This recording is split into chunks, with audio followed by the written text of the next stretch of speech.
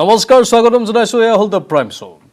Exit পোলৰ পাছৰ পৰিৱেশ আমি আপোনালোকক জনাম মূল ভোট গণনালৈ মাছত পাত্ৰ এটা দিন বাকি তাৰ আগে আগে কালি যেটো এক্সিট পোল প্ৰকাশ পালে এক্সিট পোল প্ৰকাশ পোৱাৰ পাছত বহু ক্ৰিয়া প্ৰতিক্ৰিয়া হৈছে ৰাজ্যজুৰি বৃহস্পতিবাৰে সন্ধিয়া প্ৰকাশ পোৱা এক্সিট পোলক লৈ শাসক বিৰোধীৰ ভিন্ন মত শাসকীয় পক্ষ উৎসাহিত হোৱাৰ বিপৰীতে এক্সিট পোলৰ সমীক্ষাক নস্যাৎ কৰিছে বিৰোধীয়ে ৮০খন আসনেৰে চৰকাৰ গঠনৰ দাবীত অটল থাকিল কংগ্ৰেছ নেতৃত্বাধীন মহাজোঁট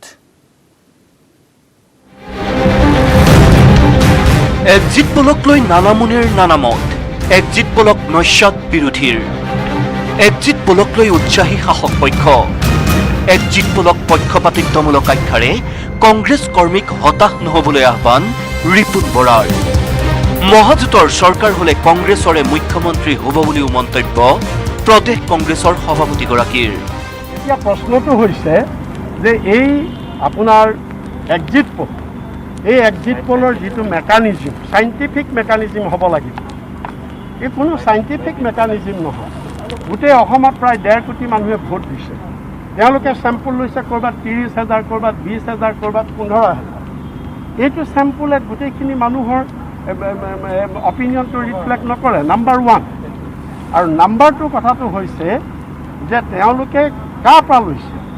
ক্ৰছ ছেকশ্যন তেওঁলোকে মানে কোনো সম্পূৰ্ণ ভোটাৰ পৰা ক'ৰবাত শিক্ষকক সুধিছে ক'ৰবাত চাকৰিয়ালক সুধিছে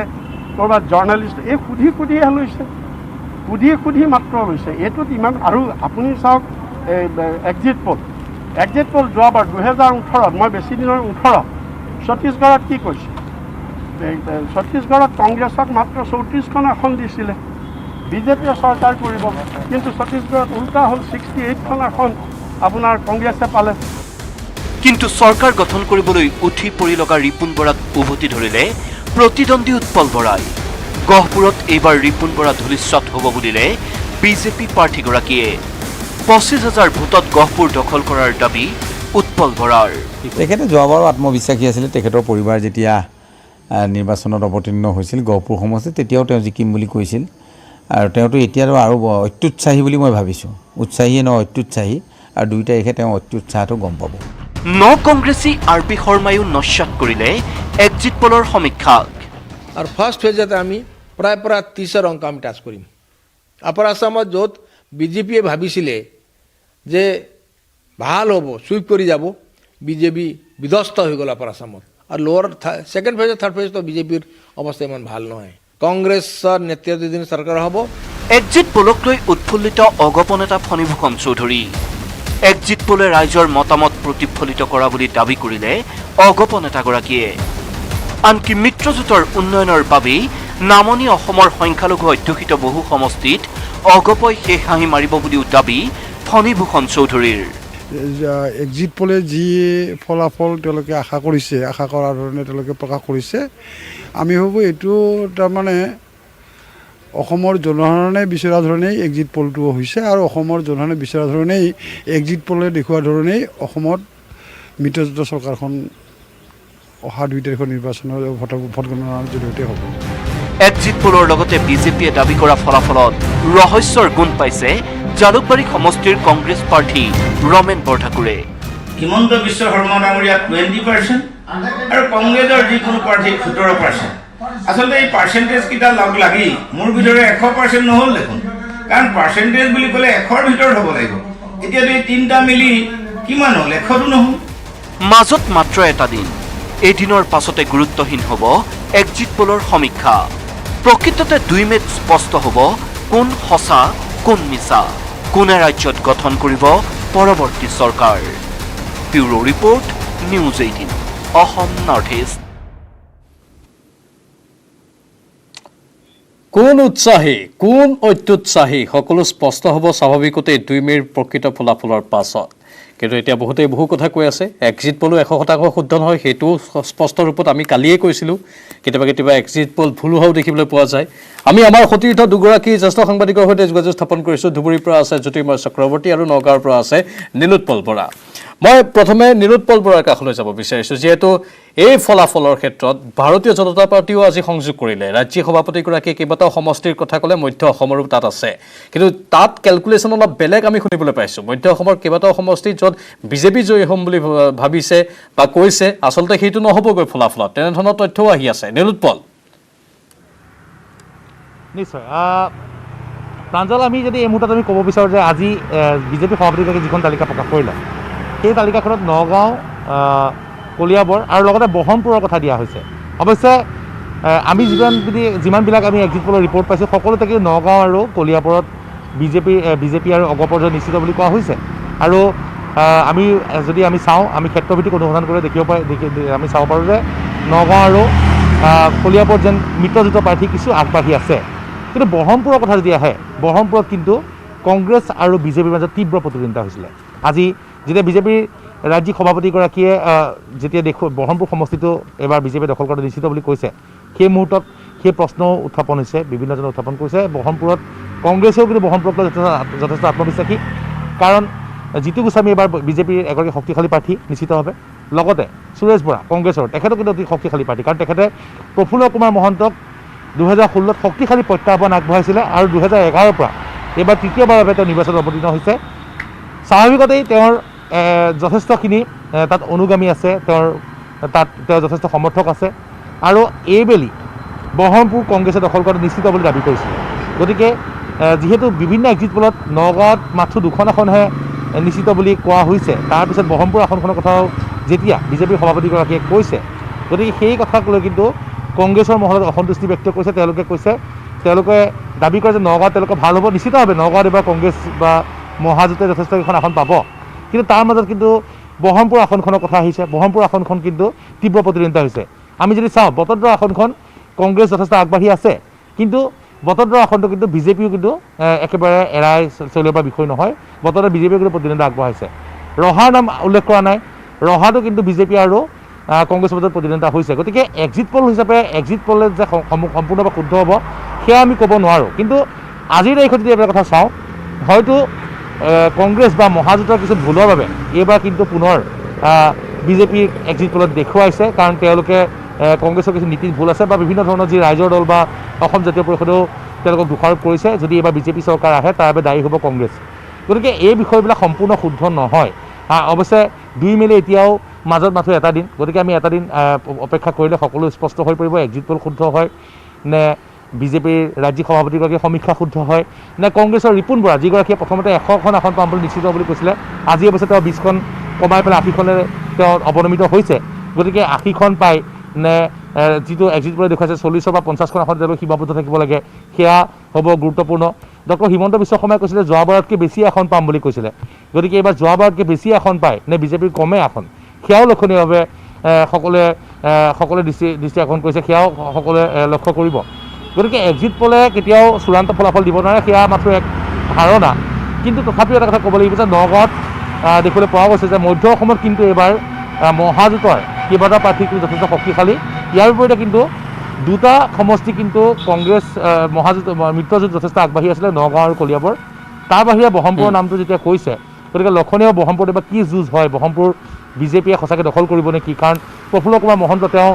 বিগত যথেষ্ট দিন ধৰি বহৰমপুৰত প্ৰতিদ্বন্দ্বিতা কৰিছিলে এইবাৰ বহৰমপুৰত প্ৰফুল্ল কুমাৰ মহন্তে প্ৰতিদ্বন্দ্বিতা কৰা নাই প্ৰথমবাৰে বিজেপিয়ে কৰিছে গতিকে বহৰমপুৰ সমষ্টিটো এইবাৰ বিজেপিয়ে নিজৰ হাতত ৰাখিব পাৰে নে কংগ্ৰেছে পুনৰ 83ৰ পিছত 83ৰ পিছত ৰমেশ ফুকন তেওঁ জয়লাভ কৰিছিল 83তে এবাৰে কংগ্ৰেছ জিকিছিল বহৰমপুৰৰ পৰা তাৰপিছত পুনৰ কংগ্ৰেছে দখল কৰে নেকি সেয়া হ'ব লক্ষণীয় প্ৰাঞ্জল নিশ্চয় নিলোৎপল আপুনি কিছু সময় লাইনত থাকক মুঠতে এটা কথা স্পষ্ট যে বহৰমপুৰত কংগ্ৰেছ কিছু শক্তিশালী স্থিতিত আছে মধ্য অসমৰ ছবিখন আমি কিছু গম পালোঁ আৰু কথা আছে নিলোৎপল পাতিবলগীয়া সেইখিনি আমি পাতিম কিন্তু মই নামনি অসমৰ ফালে আহিব বিচাৰিছোঁ বিশেষকৈ ধুবুৰী গৌৰীপুৰ আদি বিভিন্ন সমষ্টিসমূহক লৈ আমাৰ সতীৰ্থ জ্যেষ্ঠ সাংবাদিক জ্যোতিৰ্ময় চক্ৰৱৰ্তীয়ে এক বিশেষ পৰ্যালোচনা কৰিব মই জ্যোতিৰ্ময় কাষলৈ যাব বিচাৰিছোঁ জ্যোতিৰ্ময় 27 মাৰ্চত 47টা সমষ্টিত হৈছিল উজনি অসমত তাৰপাছত আপোনাৰ দ্বিতীয় পৰ্যায়ত 1 এপ্ৰিলত হৈছিল 39টা সমষ্টিত আকৌ তৃতীয় পৰ্যায়ত 40টা সমষ্টিত তৃতীয় পৰ্যায়ৰ সমষ্টিকেইটা অত্যন্ত গুৰুত্বপূৰ্ণ এতিয়া কংগ্ৰেছ আৰু বিৰোধী AIDF দলসমূহে দাবী কৰি আছে যে দ্বিতীয় আৰু তৃতীয় পৰ্যায়ৰ এই সমষ্টিকেইটাই সামগ্ৰিক প্ৰেক্ষাপট সলনি কৰি দিব পাৰিব আপোনাৰ মতে কি জ্যোতিৰ্ময়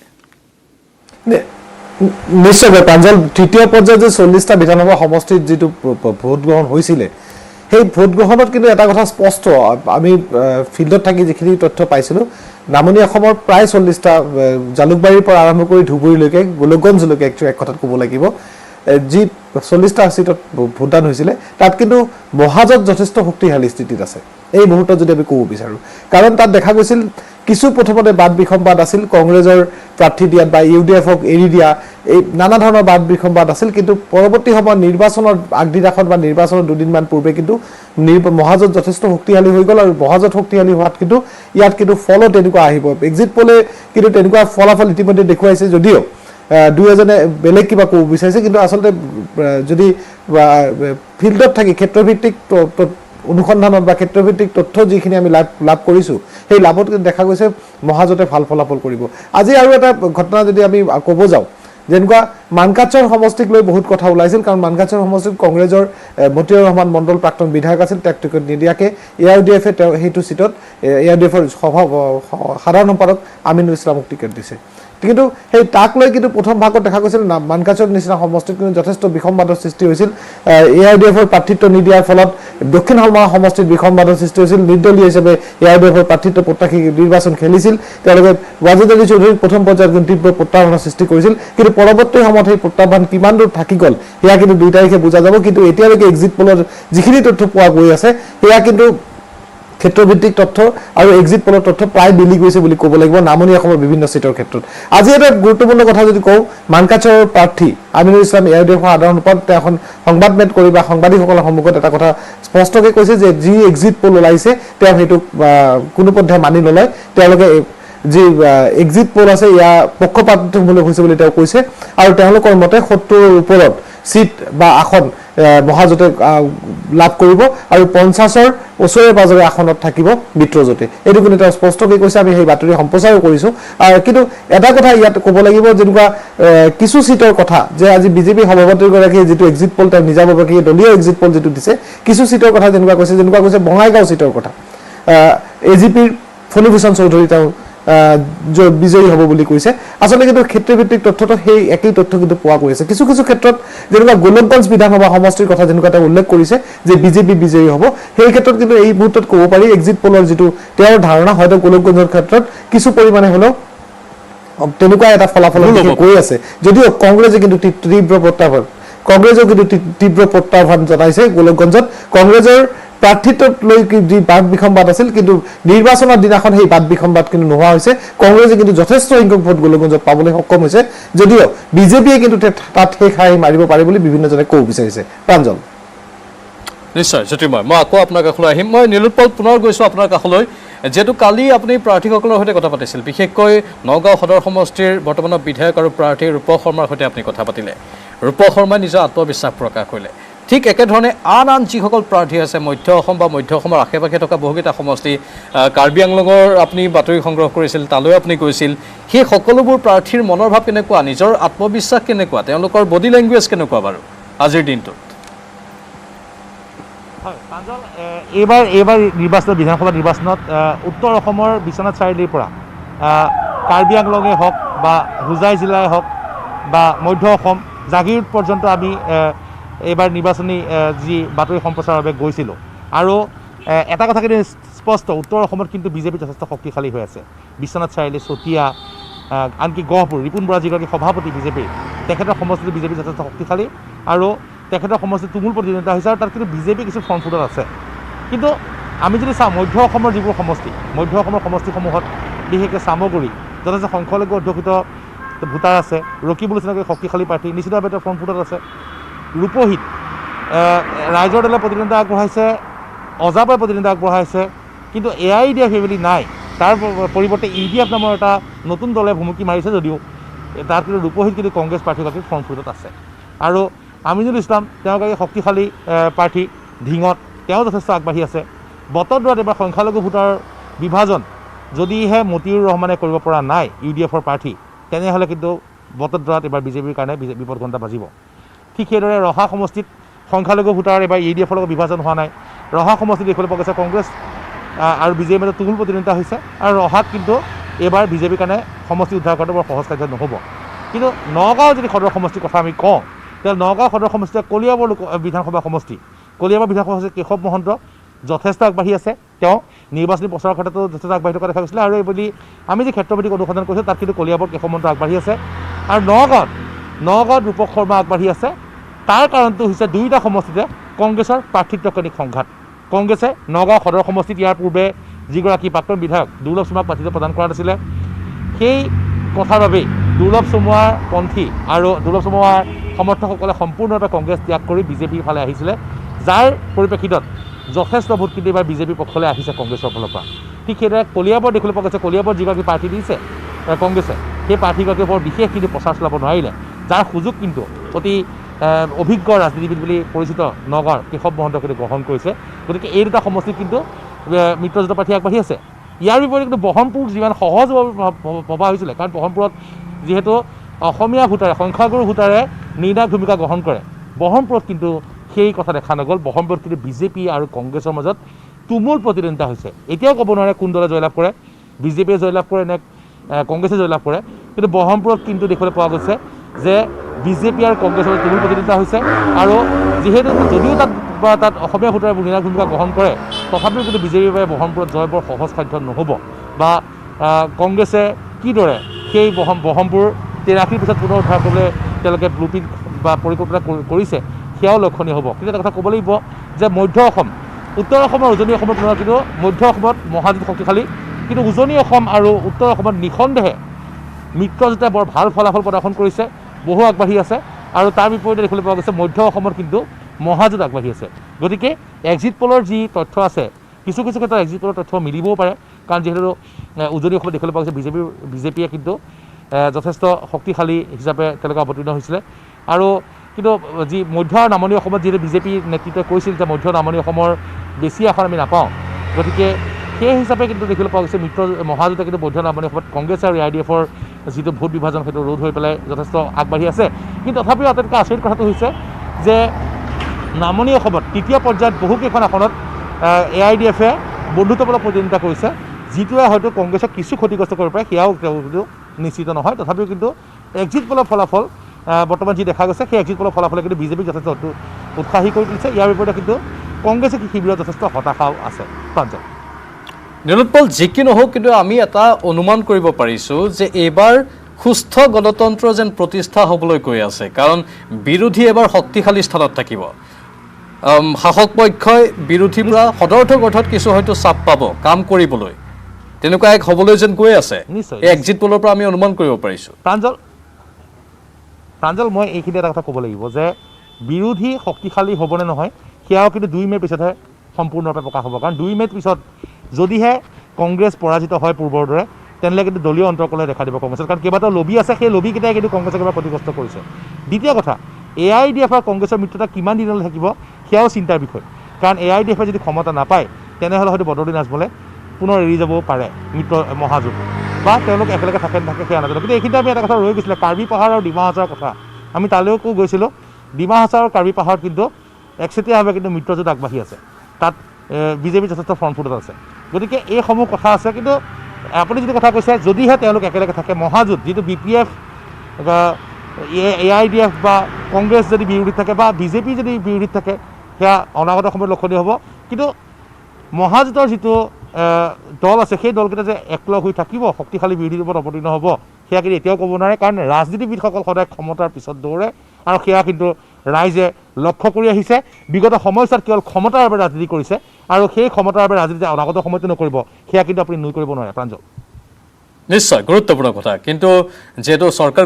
যোনেই গঠন নকৰক কিয় লাগিলে সেয়া মহাজোঁটেই হওক অথবা মিত্ৰজোঁটেই হওক কিন্তু সুস্থ গণতন্ত্ৰৰ বাবে বিৰোধী শক্তিশালী হ'ব লাগে মই এই অনুষ্ঠানৰ আৰম্ভণিৰ পৰাই সেই কথাটো কৈ আহিছোঁ আৰু ভাৰতবৰ্ষত সেই সুস্থ গণতন্ত্ৰ প্ৰতিষ্ঠাৰ যেন এক ছবি বহুদিন ধৰি দেখিবলৈ পোৱা যোৱা নাই কিন্তু এইবাৰ অসমৰ যিটো এক্সিট পল প্ৰকাশ পাইছে বা যিখিনি তথ্য উদ্ঘাটন হৈ আছে তাৰ পৰা আমি অনুমান কৰিব পাৰিছোঁ যোনটো দলেই চৰকাৰ গঠন নকৰক কিয় মিত্ৰজোঁট বা মহাজোঁট কিন্তু বিৰোধী শক্তিশালী স্থিতিত যেন থাকিব সেইটো অনুমান আমি কৰিব পাৰিছোঁ মই আকৌ এবাৰ জ্যোতিৰ্ময় চক্ৰৱৰ্তীৰ কাষলৈ যাব বিচাৰিছোঁ জ্যোতিৰ্ময়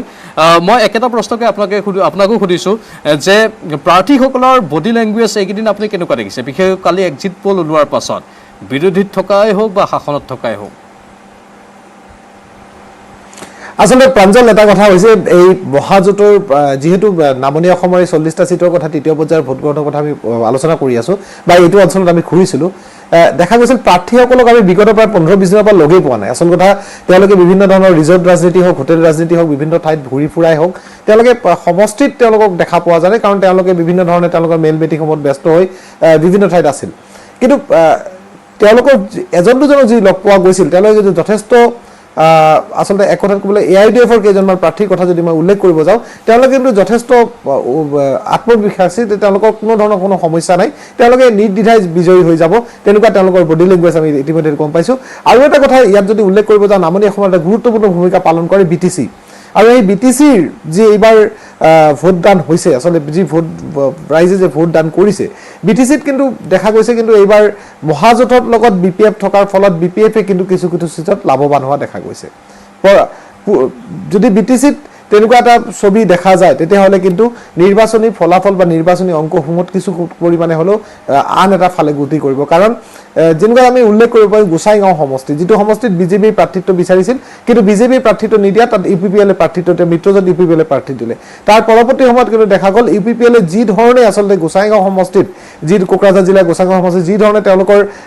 নিৰ্বাচনী বঁটা আচলতে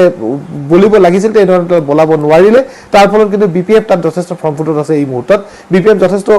এক কথাত ক'বলগীয়া এই মুহূৰ্তত তেওঁলোকে অগ্ৰগতি লাভ কৰিছে তেনেকৈ চিৰাং জিলাৰ যদি এখন দুখন সিটৰ কথা আমি ক'ব যাওঁ সেই একেটা কথা দেখা গৈছে যে প্ৰাৰ্থিত্ব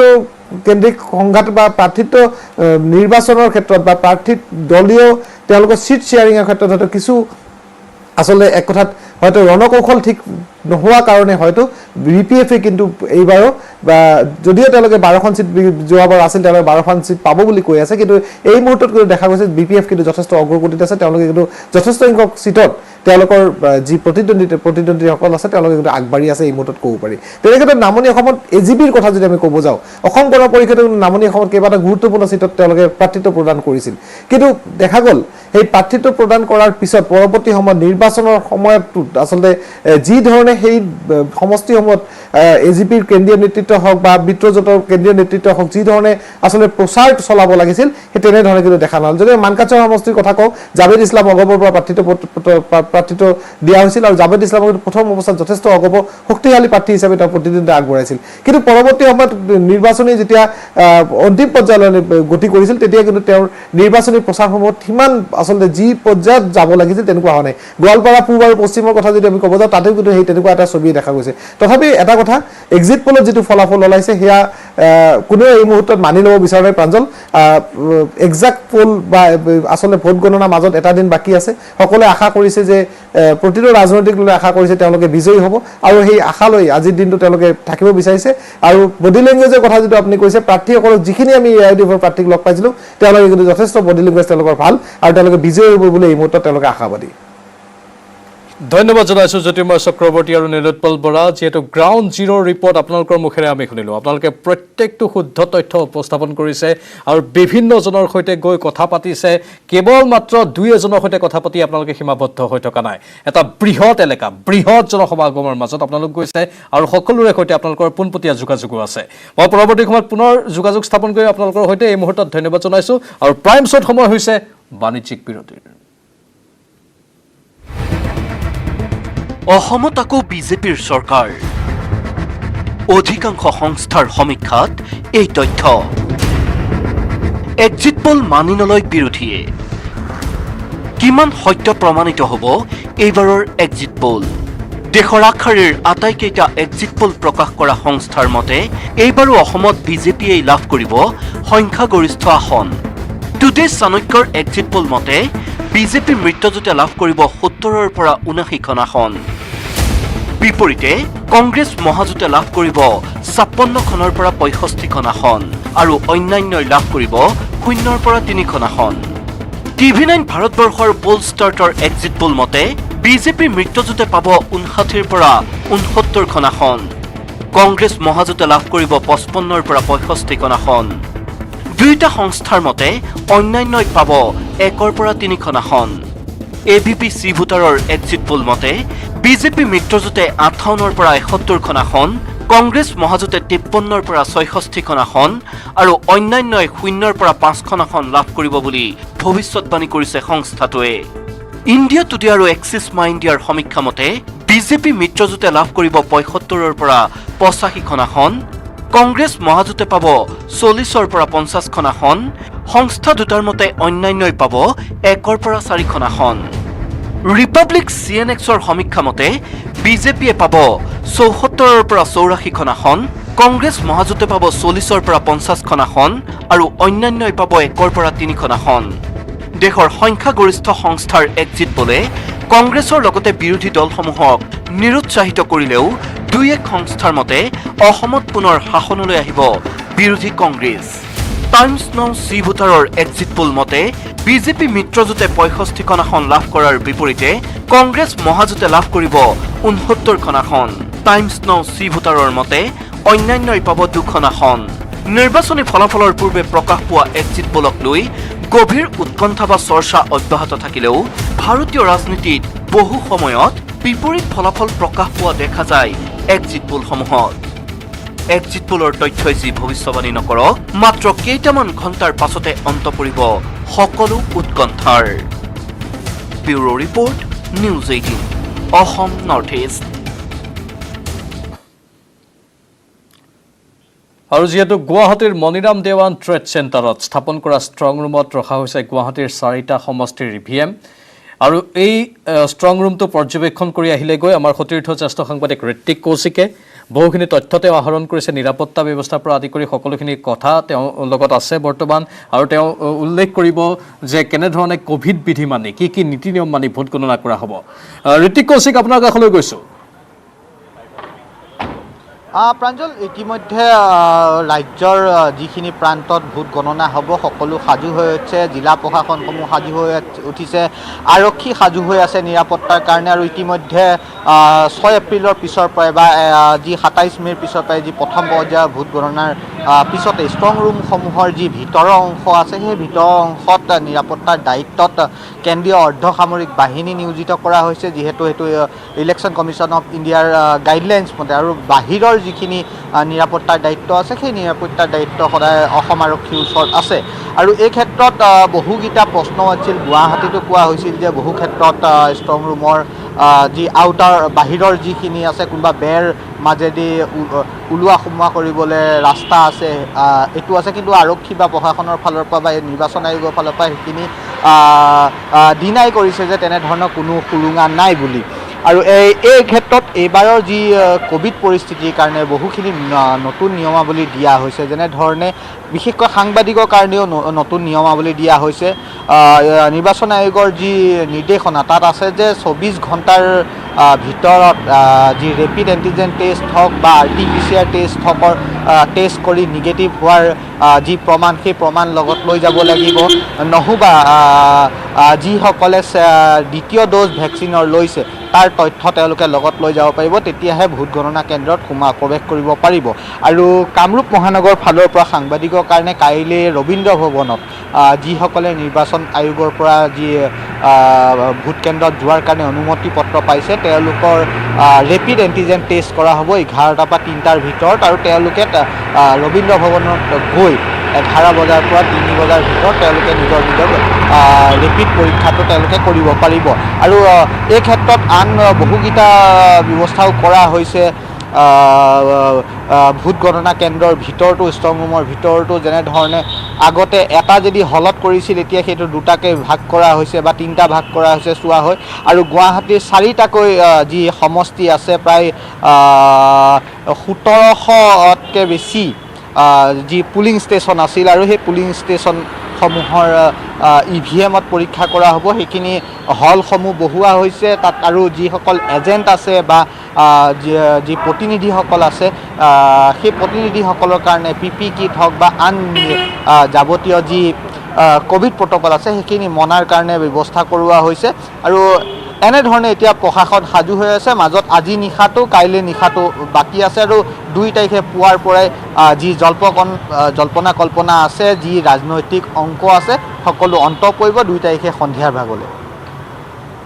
নিশ্চয় ঋতিক, কিন্তু এইবাৰ যিহেতু বহুকেইটা ক'ভিড প্ৰট'কল বান্ধি দিয়া হৈছে, টেবুলো বিভক্ত কৰা হৈছে ভোট গণনাৰ ক্ষেত্ৰত, এই কাৰ্যসমূহে ভোট গণনা কিছু লেহেমীয়া কৰিব পাৰে নেকি? চাওক, লেহেমীয়াৰ কথাটো মই এইকাৰণে নকওঁ, কাৰণ যদি বেলেগ বেলেগ হলো কৰিছে বা কম মানুহো আছে, এই ক্ষেত্ৰত তেওঁলোকে যি যাৱতীয় ব্যৱস্থা তেওঁলোকে কৰিছে। কাৰণ যদি য'ত 100 যদি EVM মেচিন একেলগে এটা হলত কৰাৰ কথা আছিল, সেইটো 50-50কৈ কৰিছে, যাতে ক'ভিড প্ৰট'কল মানি চলা হয় বা সংক্ৰমণ ৰোধ কৰা হয়। আৰু এই ক্ষেত্ৰত হয়তো কিছু পৰিমাণে পলম হ'ব পাৰে, কিন্তু আমি আশা কৰিছোঁ বা যিসকল ৰাজনীতিৰ লগত জড়িত বা যি প্ৰশাসনৰ ফালৰ লগত বা নিৰ্বাচন আয়োগৰ লোকৰ লগত কথা পাতিছোঁ, তেওঁলোকে আশা কৰিছে যে নিশা 9 বা 10 বজাৰ ভিতৰত হয়তো গুৱাহাটীৰ 4টা সমষ্টি বা ৰাজ্যে সেইটো গম পাই যাব যে কেনেধৰণে তেওঁলোকে মানে কি ৰিজাল্ট হ'ব। আৰু এই ক্ষেত্ৰত হয় হয় হয় কওক। এই ক্ষেত্ৰত মই আন এটা কথা ইয়াত মই বৰ্তমান য'ত উপস্থিত আছোঁ গণেশগুৰিত, এই ক্ষেত্ৰত মই আন এটা কথা প্ৰাঞ্জল ইয়াৰ মাজত মই সোমোৱাব বিচাৰিছোঁ, কাৰণ গুৱাহাটী মহানগৰীৰ গণেশগুৰিত বৰ্তমান মই উপস্থিত আছোঁ। আৰু সেই গণেশগুৰিত উপস্থিত থকা সময়ছোৱাতে এগৰাকী আৰক্ষীৰ লোক যিগৰাকী আছিল, তেওঁ ৰিপৰ্ট আহিছে ক'ভিড পজিটিভ হোৱা বুলি। আপোনাৰ ওচৰত ৰিপৰ্ট আহিছে নেকি ক'ভিড পজিটিভ? না ৰিপৰ্টটো এনেকুৱা এতিয়ালৈকে আহি পোৱা নাই। তেখেতে যোৱাকালিৰ পৰা অলপ অসুস্থ হৈ আছিলে, আমাৰ মেজৰে হয়। তেখেতৰ অসুস্থ হৈ আজি চিকিৎসালয়ত অনা অৱস্থাত হস্পিটেলত ডেড হোৱা বুলি শুনিছোঁ। আমাৰ ওপৰ মহল গৈছে তালৈকে খবৰ ল'ব, এতিয়ালৈকে সঠিক ৰিজাল্টটো অহা নাই। দিছপুৰ ট্ৰেফিকৰ আছিল? হয় হয় হয়, তেখেত আমাৰ দিছপুৰ ট্ৰেফিকৰে আছিলে। কি নাম আছিল তেখেতৰ? নামটো চাম তালুকদাৰ আছিলে, তেখেত আমাৰ হাবিলদাৰ আছিলে। গতিকে তেখেত যোৱাকালিৰ পৰা অলপ অসুস্থ হৈ আছিলে, আৰু আজি হস্পিটেলত অনা অৱস্থাতে হ'ল নে হস্পিটেলত হেৰি কৰা অৱস্থাতে হ'ল, এইটো GNRC দিছপুৰত থকা বুলি শুনিছোঁ। এতিয়া আমি যাব পৰা নাই, গোটেইবিলাক গ'লেতো ডিউটিত অসুবিধা হয়, সেইকাৰণে আমাৰ ওপৰ মহল কিছুমান গৈছে। প্ৰাঞ্জল, মই নিৰ্বাচন বা হেৰিৰ মাজত মই এইটো ৰখাবলৈ এইকাৰণে মই বিচাৰিলোঁ, কাৰণ এটা বেয়া খবৰ। গুৱাহাটী দিছপুৰৰ যি ট্ৰেফিক আছে, সেই ট্ৰেফিকৰ এজন যি হাবিলদাৰ, তেওঁ এনেধৰণে ক'ভিডক লৈ মৃত্যুক সাৱটিব লগা হৈছে বুলি কোৱা হৈছে। আৰু যি তথ্য আহিছে, শীৰ্ষ বিষয়াসকল GNRCলৈ গৈছে, কিন্তু এতিয়াও তেওঁলোকে শুনিছে, তেওঁলোকে তথ্য পাইছে, কিন্তু কৰ্তব্যৰ খাতিৰত ইয়াৰ পৰা তেওঁলোকে এতিয়া যাব পৰা নাই। আৰু তেওঁলোকে এই ক্ষেত্ৰত যি প্ৰয়োজনীয় কৰ্তব্য, সেই কৰ্তব্যখিনি তেওঁলোকে কৰি আছে। অত্যন্ত দুৰ্ভাগ্যজনক। ধন্যবাদ জনাইছোঁ, যিহেতু আমি ভোট গণনাৰ খবৰৰ ওপৰত দৃষ্টি ৰাখিছিলোঁ, সেই খবৰৰ মাজতে এই দুৰ্ভাগ্যজনক খবৰটো আহিছে। এগৰাকী আৰক্ষী কনিষ্টবলৰ মৃত্যু হোৱা বুলি, হয়তো ক'ভিড পজিটিভ হৈ তেওঁ মৃত্যুমুখত পৰিছে এখন ব্যক্তিগত খণ্ডৰ চিকিৎসালয়ত। তাত থকা আৰক্ষীসকলে আমাৰ সতীৰ্থ জ্যেষ্ঠ সাংবাদিকগৰাকীক এই কথা উল্লেখ কৰিছে। সঁচাকৈ এইখিনি সময় অতি জটিল সময়, সকলোৱে সাৱধানে থকাটো প্ৰয়োজন। লৈছোঁ বাণিজ্যিক বিৰতি, সোনকালে উভতি আহিম। পুনৰ স্বাগতম। ভোট গণনালৈ মাজত মাথো বাকী এটা দিন। প্ৰাৰ্থী, দলীয় নেতাকৰ্মীসকলৰ মাজত কেৱল গণনাৰ অংক। কাৰ কপাল ফুলিব, কোন হ'ব জয়ী, সেই অংকত ব্যস্ত প্ৰাৰ্থীসকল। একাংশৰ অংক কাৰ নেতৃত্বত হ'ব চৰকাৰ। এনে জল্পনা কল্পনাৰ মাজতে ভোট গণনাৰ বাবে সাজু ৰাজ্যৰ প্ৰশাসন। এইবাৰ ভোট গণনাত সকলোৱে মানি চলিব লাগিব ক'ভিড বিধি।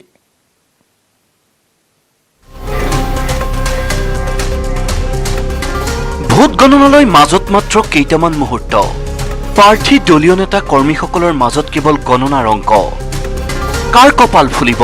কোন হ'ব জয়ী, সেই অংকত ব্যস্ত প্ৰাৰ্থীসকল। একাংশৰ অংক কাৰ নেতৃত্বত হ'ব চৰকাৰ।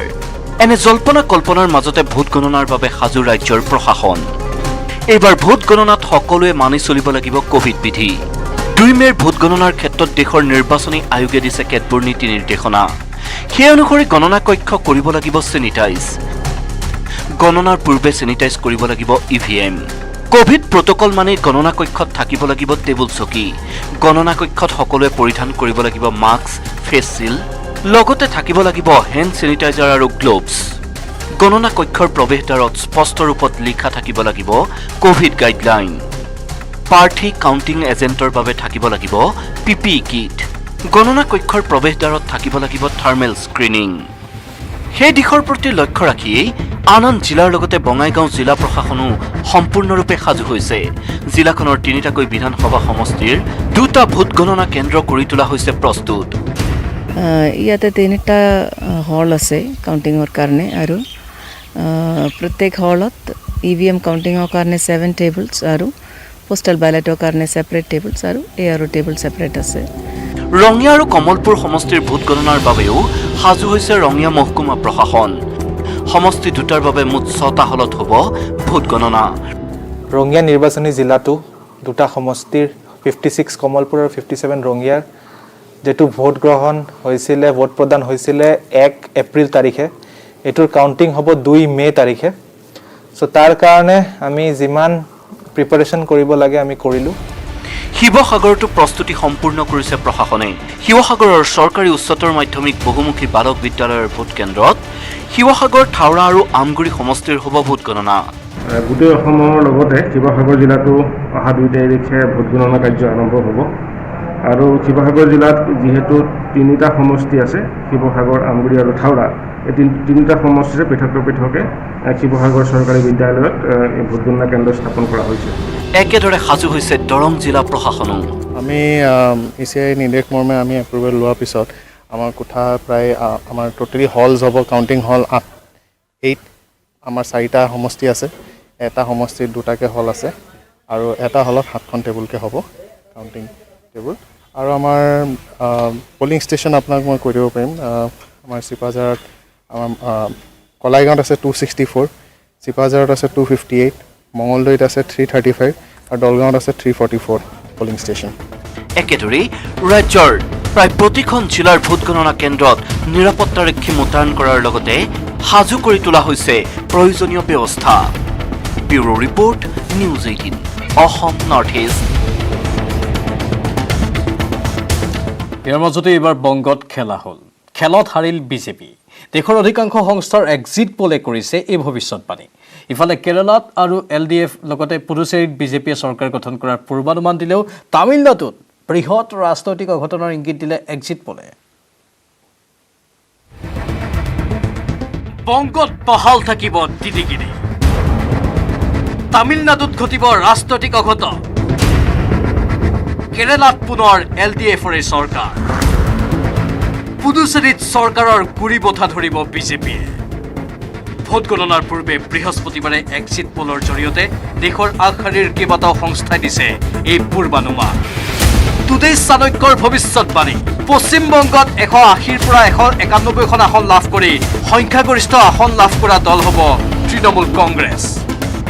বিপৰীতে 108ৰ পৰা 119খন আসনতেই সীমাবদ্ধ থাকিব লাগিব বিজেপি। টাইমছ নাও চি ভোটাৰ আৰু ৰিপাব্লিক CNXৰ মতেও মমতা বেনাৰ্জীয়ে দখল কৰিব বংগৰ ৰাজপাট। টুডে চাণক্য, ৰিপাব্লিক CNX আৰু ইণ্ডিয়া টুডে এক্সিছ মাই ইণ্ডিয়াৰ এক্সিট পোলৰ পূৰ্বানুমান LDFে পুনৰ চৰকাৰ গঠন কৰিব কেৰালা। তামিলনাডুত পতন ঘটিব AIADMKৰ চৰকাৰৰ। টুডে চাণক্য, টাইমছ নাও চি ভোটাৰ আৰু ৰিপাব্লিক CNXৰ মতে তামিলনাডুত এইবাৰ শাসনৰ বাঘ জৰি ধৰিব DMK। পুডুচেৰীৰ ৰাজপাটত বহিব BJP. Republic CNX, India today আৰু টাইমছ নাও চি ভোটাৰৰ মতে পুডুচেৰীত বিজেপিৰ নেতৃত্বতেই গঠন হ'ব পৰৱৰ্তী চৰকাৰ। Bureau report, news 18 Assam north east.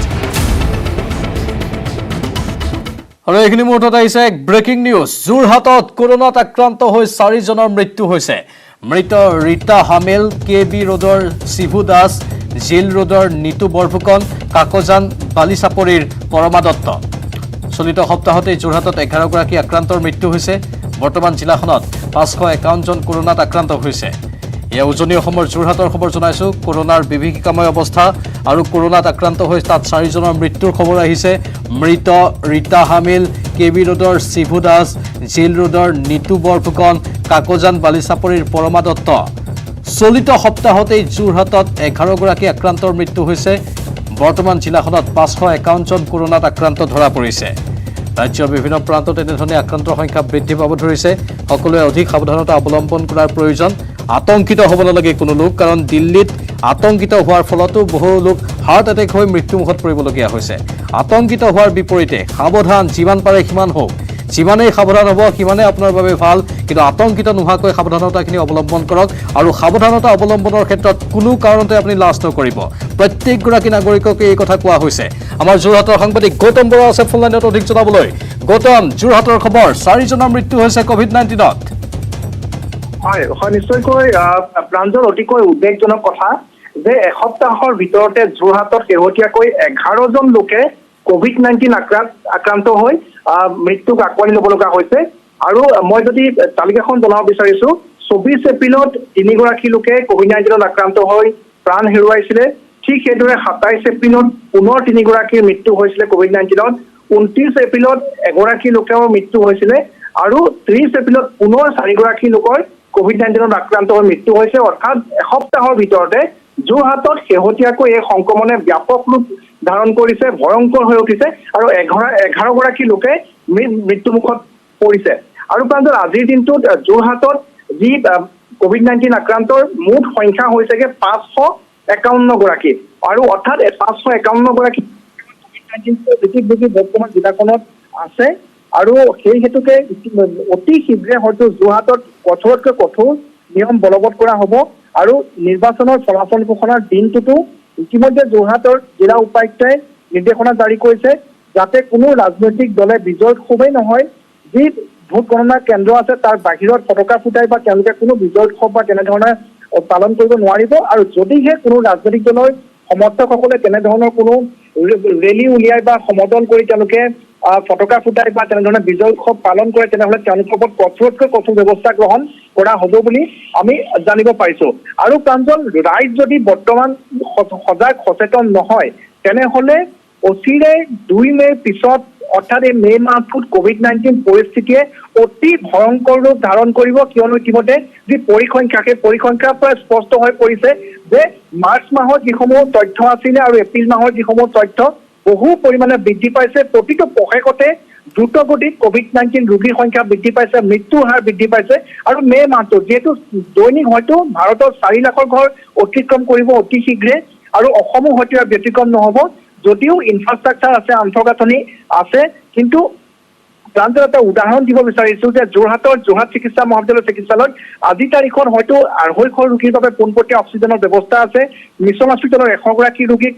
Oxygen যোগানৰ ব্যৱস্থা আছে ইতিমধ্যে স্বাস্থ্যমন্ত্ৰীগৰাকীয়ে কৈছে যে অসমত পৰ্যাপ্ত অক্সিজেনৰ ব্যৱস্থা আছে কিন্তু প্ৰাঞ্জল মন কৰক যে যোৰহাটৰ জনসংখ্যা 10 লক্ষাধিক আৰু ইয়াৰে যদি 10% লোক যদি কোভিড-19ত আক্ৰান্ত হয় আৰু তাৰে যদি 0.5% লোকৰ যদি স্বাস্থ্যৰ অৱনতি ঘটে তেনেহ'লে কিন্তু যোৰহাটত সেইসকল লোকক চিকিৎসালয়ত ভৰ্তি কৰিবলৈ বাবে বিচনাৰ অভাৱ হ'ব আৰু তাৰ ভিতৰতে যদি 0.1% লোকো যদি তেওঁলোকৰ অৱস্থা অতি সংকটজনক হৈ পৰে তেওঁলোকক কিন্তু ICUৰ পৰ্যাপ্ত ব্যৱস্থা বা অক্সিজেনৰ বাবে সমস্যাত পৰিবলগীয়া হ'ব কাৰণ একেলগে যদি 2000 লোক আক্ৰান্ত হয় আৰু তাৰে যদি 1000 লোকৰ অৱস্থা সংকটজনক হৈ পৰে তেতিয়া কিন্তু যোৰহাটৰ দৰে জিলাখনৰ হাহাকাৰ পৰিস্থিতিৰ সৃষ্টি হ'ব গতিকে এতিয়াও যিসকল লোকে এই বিষয়ে বুজা নাই কোভিড-19 পৰিস্থিতি সন্দৰ্ভত এক ৰাজনৈতিক সমীকৰণ ৰূপে আখ্যা দি আছে বা বিভিন্ন ধৰণে সমালোচনা কৰি আছে আমি আহ্বান জনাব বিচাৰিছো যে সজাগ হওক সচেতন হওক যদিহে এই মে' মাহটোৰ ভিতৰত ৰাইজে কোভিড-19 প্ৰটকলসমূহ মানি লৈ সজাগ সচেতন হৈ থাকিব পাৰে তেনেহ'লে হয়তো এই যি অতি ভয়ংকৰ দিন আহি আছে সেয়া হয়তো আমি অতিক্ৰম কৰিব পাৰিম নহ'লে প্ৰাঞ্জল ইতিমধ্যে দিল্লীত যি অৱস্থা হৈছে উত্তৰ প্ৰদেশত যি হৈছে মহাৰাষ্ট্ৰত তেনেধৰণৰ পৰিস্থিতি হৈছে তেনে পৰিস্থিতি কিন্তু মে' মাহত শেষৰ ফালে অসমতো হ'বলৈ বেছি সময় নালাগিব প্ৰাঞ্জল ধন্যবাদ গৌতম আন্তঃগাঁথনি আছে কিন্তু সেইখিনি আন্তঃগাঁথনি ভাৰতবৰ্ষৰ দৰে এখন বৃহৎ জনসংখ্যাৰ দেশত পৰ্যাপ্ত নহয় ইমান জনসংখ্যা ইমান সংখ্যক লোক যদি আক্ৰান্ত হয় তেনেহ'লে এক ভয়ংকৰ অৱস্থাৰ সৃষ্টি হ'ব পাৰে বিজ্ঞানী মহলেও সাৱধানবাণী শুনাই থৈছে যে মে' মাহৰ মাজভাগত আক্ৰান্তৰ সংখ্যা বৃদ্ধি পাব পাৰে অভাৱনীয় হাৰত সেয়ে আমি পুনৰ কৈছোঁ আপুনি আতংকিত হ'ব নালাগে কিন্তু সাৱধান হওক আৰু সাৱধানতাৰ ক্ষেত্ৰত কোনো কাৰণতে লাজ নকৰিব মাস্কখন পৰিধান কৰাৰ ক্ষেত্ৰত বাৰে বাৰে চেনিটাইজাৰ ব্যৱহাৰ কৰাৰ ক্ষেত্ৰত চাবোনেৰে হাত ধোৱাৰ ক্ষেত্ৰত আপুনি লাজ নকৰিব কোনো লোকে যদি আপোনাক কয় যে এনেধৰণে কিমান আৰু হাত ধুই থাকা কিমান আৰু মাস্ক পিন্ধি থাকা তেনেহ'লে সেই কথাটো গুৰুত্ব নিদিব নিজৰ সাৱধানতা আপোনাৰ নিজৰ ক্ষেত্ৰত থাকক সদায় সাৱধান সচেতন হৈ থাকক কিন্তু আতংকিত নোহোৱাকৈ থাকক আতংকিত হ'লে দিল্লীৰ দৰে পৰিস্থিতি হ'ব পাৰে কাৰণ অধিক আতংকিত হোৱাৰ ফলত দিল্লীত হাৰ্ট এটেকৰ ফলতো বহু লোকৰ কৰুণ মৃত্যু হৈছে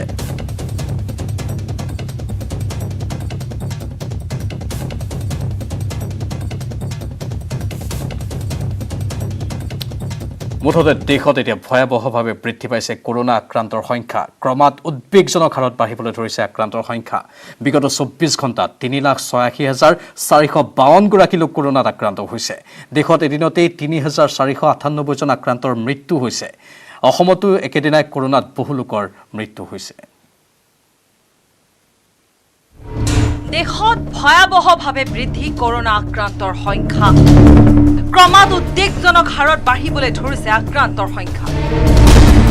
বিগত 24 ঘণ্টাত 3,86,452 গৰাকী লোক কৰোনাত আক্ৰান্ত হৈছে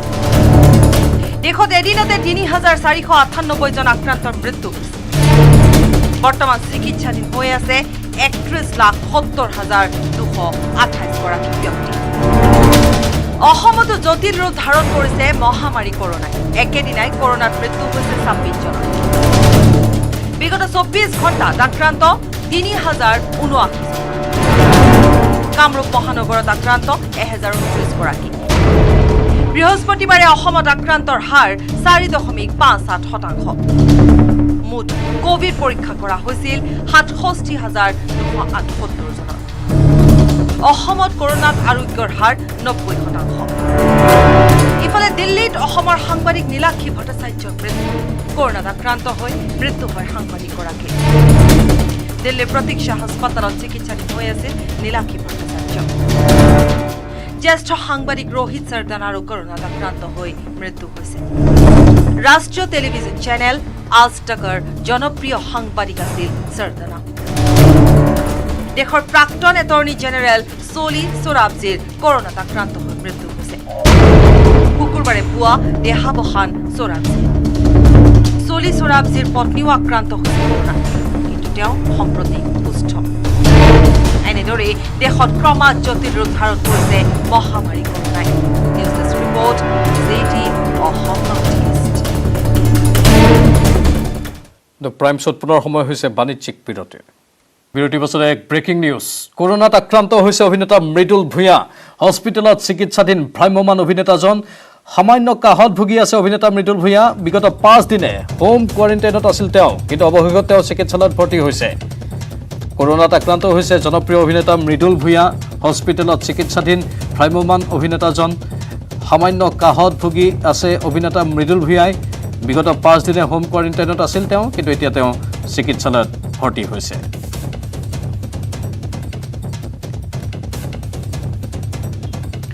তেজপুৰত ড্ৰাই ডে ঘোষণা কৰা হৈছে 2 আৰু 3 মে দুদিনলৈ ড্ৰাই ডে ঘোষণা কৰা হৈছে শোণিতপুৰ জিলা প্ৰশাসনে নিৰ্দেশনা জাৰি কৰিছে নিৰ্বাচনী ভোট গণনা আৰু তাৰ পাছৰ দিনটোতে ড্ৰাই ডে ঘোষণা কৰা হৈছে কোনো অপ্ৰীতিকৰ পৰিৱেশৰ যাতে সৃষ্টি নহয় তাৰ প্ৰতি লক্ষ্য ৰাখি প্ৰশাসনে এই সিদ্ধান্ত গ্ৰহণ কৰিছে শোণিতপুৰ জিলা প্ৰশাসনৰ এই ঘোষণা ড্ৰাই ডে ঘোষণা কৰা হৈছে তাত 2 আৰু 3 মে দুদিনলৈ ড্ৰাই ডে ঘোষণা কৰা হৈছে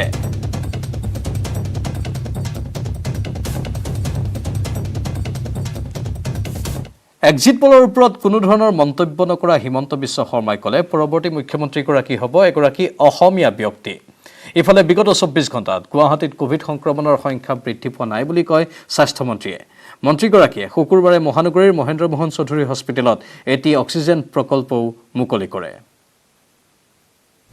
2 মেত অসম বিধানসভাৰ নিৰ্বাচনৰ ভোট গণনাৰ পূৰ্বে এক্সিট পোল সম্পৰ্কত কোনো মন্তব্য নকৰে স্বাস্থ্যমন্ত্ৰী হিমন্ত বিশ্ব শৰ্মাই এক্সিট পোলৰ ওপৰত কোনো মন্তব্য নিদিলেও হিমন্ত বিশ্ব শৰ্মাই কয় এগৰাকী অসমীয়া লোকেই পৰৱৰ্তী মুখ্যমন্ত্ৰী হ'ব কোনোবা এজন অসমীয়া মানুহে হ'ব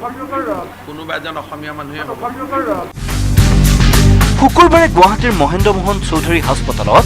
এটা অক্সিজেন প্ৰকল্প মুকলি কৰে মন্ত্ৰী হিমন্ত বিশ্ব শৰ্মাই MMCৰ প্ৰকল্পটোৰ পৰা প্ৰতিদিনে 0.0 মেট্ৰিক টন অক্সিজেন উৎপাদন হ'ব 100টা জাম্বো চিলিণ্ডাৰত ভৰ্তি কৰিব পৰা সমান অক্সিজেন উৎপাদন কৰিব প্ৰতিদিনে মহেন্দ্ৰ মোহন চৌধুৰী হাস্পতালত থকা 24খন ICUৰ বাবে 0.9 মেট্ৰিক টন অক্সিজেন যথেষ্ট বুলি কয় স্বাস্থ্যমন্ত্ৰীগৰাকীয়ে এই মহেন্দ্ৰ মোহন চৌধুৰী হস্পিটালৰ আজিৰ পৰা এটা নিজা অক্সিজেন প্লান্ট হ'ল এই অক্সিজেন প্লান্টেদি 0.9 মেট্ৰিক টন অক্সিজেন প্ৰতিদিনে ইয়াৰ পৰা উৎপাদন হ'ব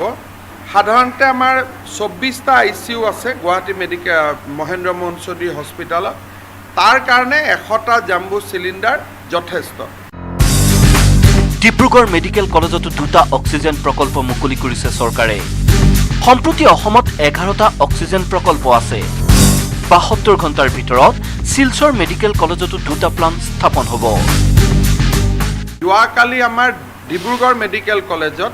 আমি 2টা অক্সিজেন প্লান্ট আৰম্ভ কৰিছোঁ আগত 8টা আছিল 8 আৰু 2 10টা হ'ল